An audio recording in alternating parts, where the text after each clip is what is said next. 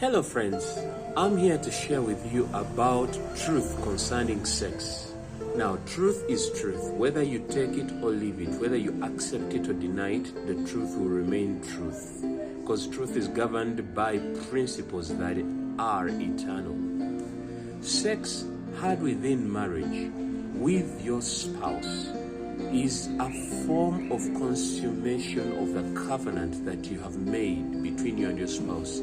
That covenant is initiated by God and it is in the witness of God. Sex within marriage is an act of worship because all life is a sacred act of worship.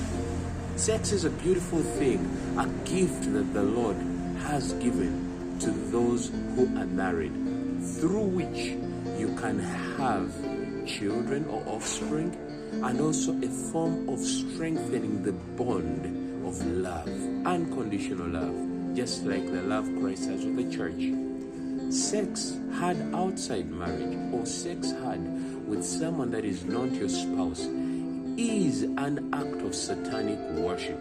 If it is not to worship God, it's to worship Satan. And it is an opening into a demonic covenant. You allow these demons and spiritual influences to come into your life that will deter your thinking and mindset and cause you to behave in a certain way that is uniform with the devil's standards. Sex is sacred, a gift given by God to those who are married but can be abused by Satan. Now, I need to let you know that life is spiritual and we are governed by spirit realm principles. Whatever we do in the physical started first in the spiritual. So sex is spiritual. When you engage in pornography, that is mind sex. When you engage in fantasies, that is mind sex. When you engage in sexting, that is mind sex. And it usually leads to physical forms of sex, like masturbation and all other acts of physical form of sex. Steer away from sexual immorality because it's the devil's ploy to try to gain influence and control of the human spirit, pushing them away or dragging them away from godly influence.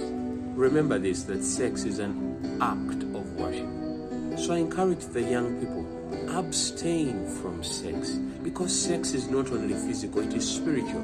Condoms cannot protect you from spiritual damage. They may prevent you from becoming pregnant, but they cannot protect you from spiritual damage or destruction because sex is spiritual. Wait until you get married, and when you're married, be faithful to your spouse. Have sex only with your spouse, because then are you able to worship God, because sex is an act of worship.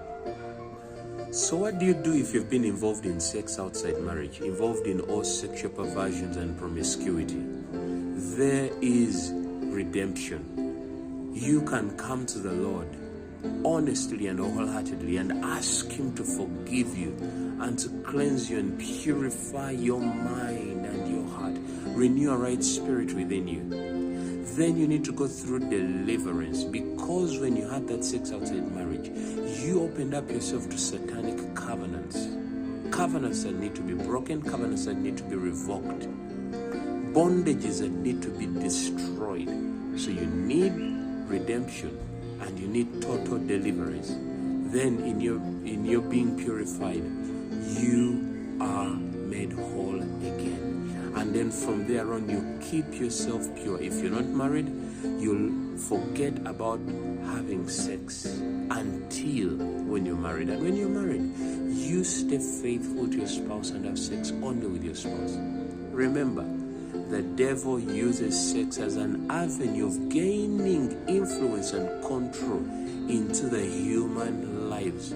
He takes over your spirit and influences you. And those who involve themselves in sex outside marriage have certain consequences that come. Some, their finances are totally disrupted and destroyed. Others, they become insensitive to morality and life. Others become bitter, angry, Others lose confidence of themselves and they no longer love themselves. They hate themselves. Yet sex is a beautiful gift from God that when it's had within the right confines and in the right way, it brings more joy to you. Your love and bond of relationships is strengthened. Sex is a beautiful thing. The devil is out to abuse it. Therefore, do not give the devil a chance.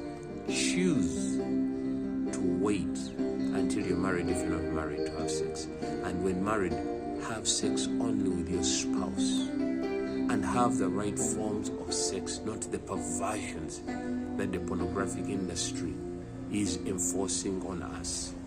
Do it God's way and you will love it. Protect your life, protect your spirit from spiritual destruction, because all life is spiritual and sex is an act of worship.